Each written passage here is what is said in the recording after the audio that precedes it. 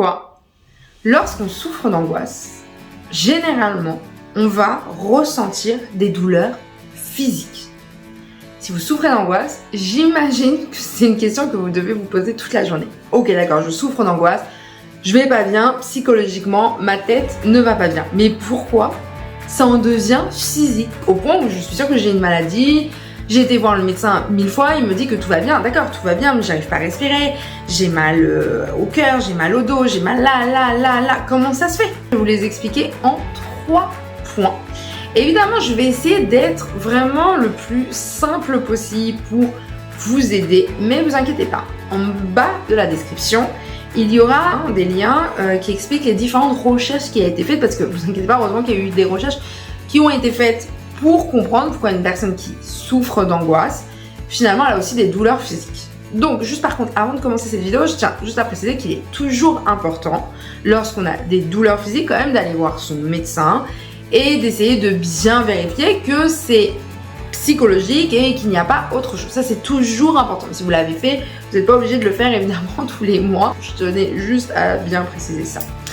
On va s'intéresser à ces 3 points. Pourquoi lorsque je souffre d'angoisse, ça en devient même des douleurs physiques? Le premier point que les neurologues ont découvert, c'est parce que en fait, généralement quand on souffre d'angoisse, on est triste.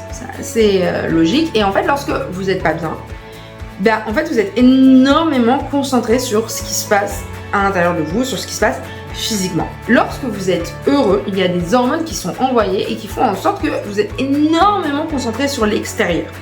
Donc en fait, finalement, des fois, peut-être qu'il y a des douleurs physiques que vous avez, comme par exemple des douleurs au dos, les moins moites, comme ça, des choses que même n'importe qui, sans être lié aux angoisses, a. Eh bien, la personne, si elle est heureuse, en fait, elle va même pas s'en rendre compte qu'elle a ces douleurs physiques. Mais c'est pas vraiment des douleurs, c'est juste des sensations comme ça. Et une personne qui est triste, elle va tellement être triste, elle va être plus concentrée sur elle-même. Et donc, à ce moment-là, elle va réellement réaliser. Deuxième point qui explique pourquoi, en fait, on a des douleurs physiques. C'est lié, en fait, directement aux angoisses. Je m'explique. Lorsque vous avez des angoisses, c'est que votre cerveau essaye plutôt de parler avec vous, de communiquer avec vous. Et évidemment, il faut bien qu'il communique, il faut bien qu'il parle, il faut bien qu'il vous envoie des messages. Et en fait, les douleurs physiques sont généralement ces messages-là. C'est pour vous dire, eh oh, papa, sois là pour moi, je vais vraiment pas bien, concentre-toi sur moi, j'ai besoin que tu sois là.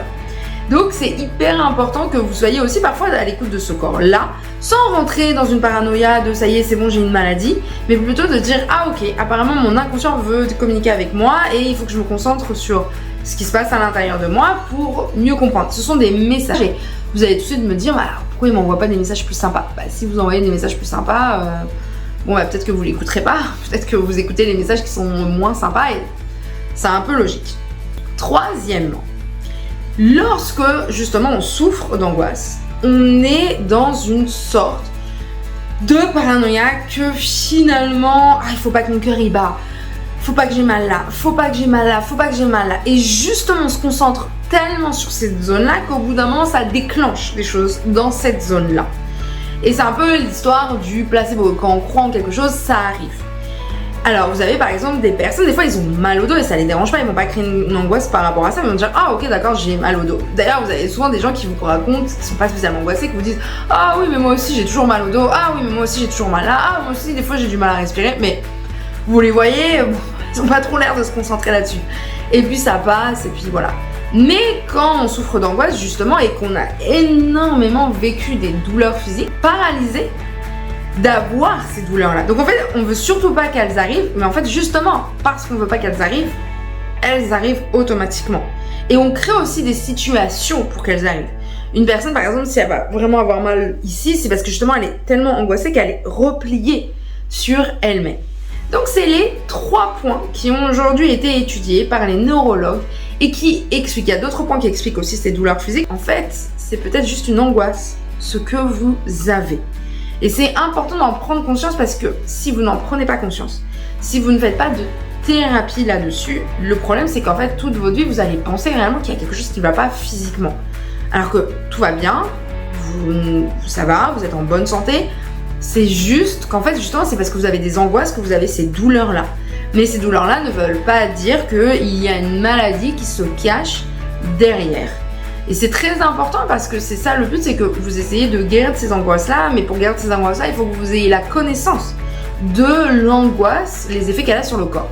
Et puis il y a finalement un dernier point que je veux parler avec vous, c'est que aussi souvent, les personnes pensent que le cerveau et le corps est séparé.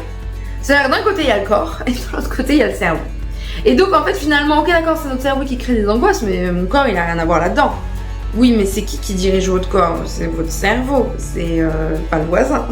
Donc c'est logique en fait que si à ce moment-là votre cerveau va pas bien parce qu'il souffre d'angoisse, il y a un effet sur votre corps.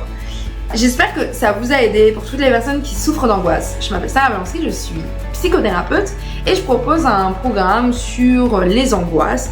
En 7 jours, vous recevez chaque jour une vidéo qui vous aide à réduire vos angoisses avec les meilleures techniques thérapeutiques. Et si vous avez des questions, n'hésitez pas à m'envoyer un petit message sur ma page Facebook ou si vous voulez prendre rendez-vous avec moi.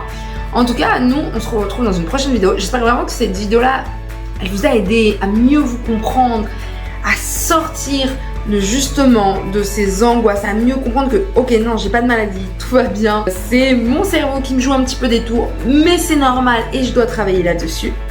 Et voilà, essayez de m'écrire en commentaire si ça vous a aidé. Si vous avez des questions, n'hésitez pas. Au revoir.